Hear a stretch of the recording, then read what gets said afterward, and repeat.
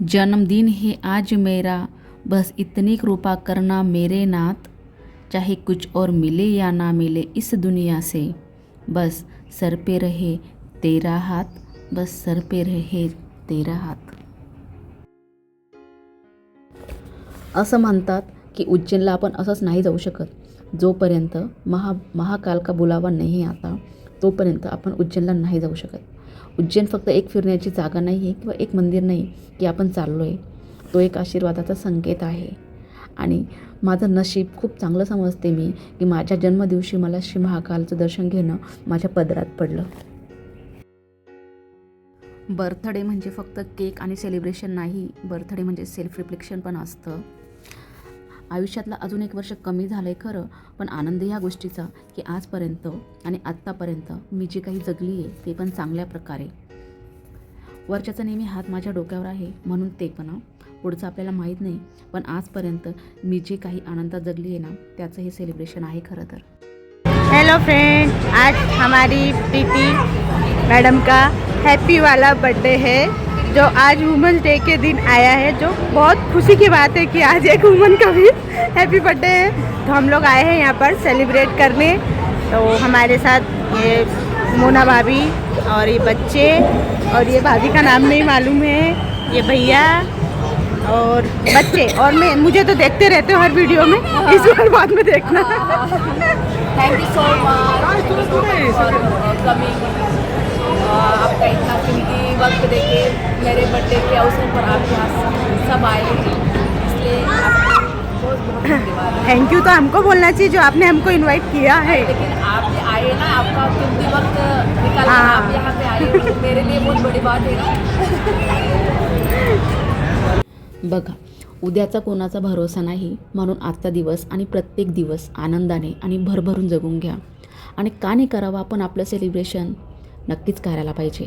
आपण स्वतःला इम्पॉर्टन्स नाही दिलं तर, स्वतःची कदर नाही केली तर जगाला काय पडलं आहे? म्हणून सेल्फ रिस्पेक्ट खूप गरजेचं आहे. आणि आयुष्यात आपण आपलं सेलिब्रेशन करणं पण खूप गरजेचं आहे. आणि सर्वात महत्त्वाचं आहे तोपर्यंत मेमरीज क्रिएट करणं, जगून घेणं, स्वतःसाठी टाईम देणं खूप महत्त्वाचं आहे. आपण आपलं स्वतःला नाही विचारलं, स्वतःकडे नाही पाहिलं तर कोणीच नाही पाहणार.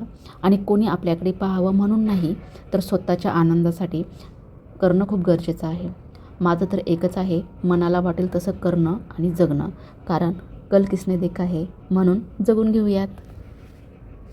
आणि थँक्यू सो मच त्या सर्व प्रियजनांसाठी ज्यांनी मला कॉल करून, मेसेजद्वारे, ज्या माध्यमातून ज्यांना पॉसिबल होईल त्या माध्यमांद्वारे, प्रत्यक्ष अप्रत्यक्षद्वारे ज्यांनी मला विश केलं त्यांच्यासाठी थँक्यू सो मच. तुम्ही वेळात वेळ काढून मला शुभेच्छा दिल्या माझ्या वाढदिवसानिमित्त. खरंच खूप खूप धन्यवाद. आणि अजून एक महत्त्वाची गोष्ट म्हणजे परिवारापासून दूर असूनही जो परिवारासारखा मित्रपरिवार आहे त्यांनासुद्धा खूप खूप धन्यवाद. कारण त्यांच्यामुळेच माझा दिवस अजूनच खास बनला. आणि मेन गोष्ट म्हणजे अपेक्षापेक्षाही जास्त सुंदर दिवस माझा आजचा गेला. कारण की सकाळी सकाळी महाकालचं दर्शन झालं, नंतर संध्याकाळी सेलिब्रेशन झालं. याच्यापेक्षा अजून वेगळं काय पाहिजे आयुष्यामध्ये, नाही का? आणि या सर्वाचं क्रेडिट गोज टू माय नवरोबा बरं का. कारण सर्व काही त्यांनीच केलं आहे. प्रत्येकाचा वेगवेगळा स्वभाव असतो. आता माझ्या नवऱ्याला सगळं करून बिलकुल दाखवायला आवडत नाही आणि त्याच्या विरुद्ध मी आहे की मला सगळं केलेलं करता येतं, मग दाखवायला काय प्रॉब्लेम आहे, नाही का?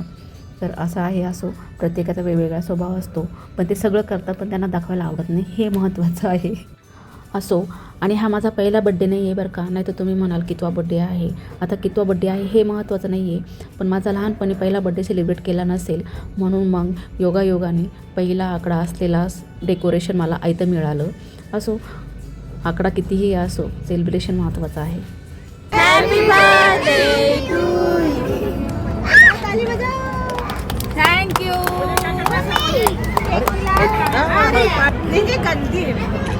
पूर्ण खाईपर्यंत गुलाबाचे फुलं खाल्लेत.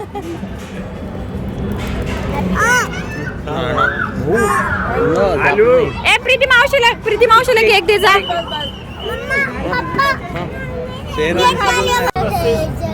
पैर बांध के ऊपर लटकाता हूँ इसको. अरे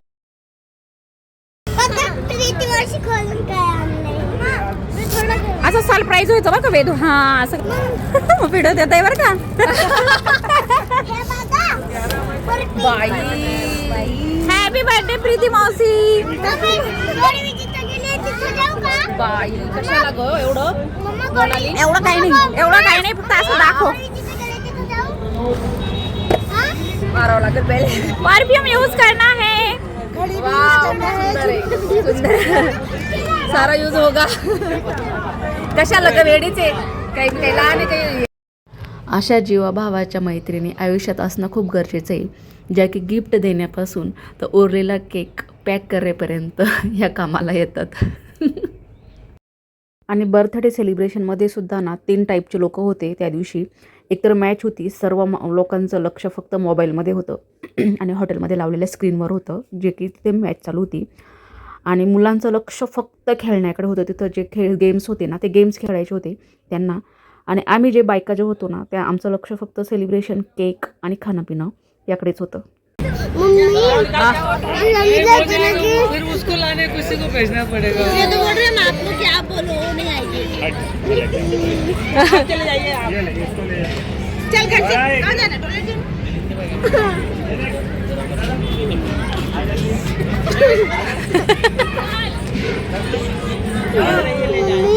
मम्मी तू सांगितलं होतं ना की ते केक कापून भाग जल्दी भाग.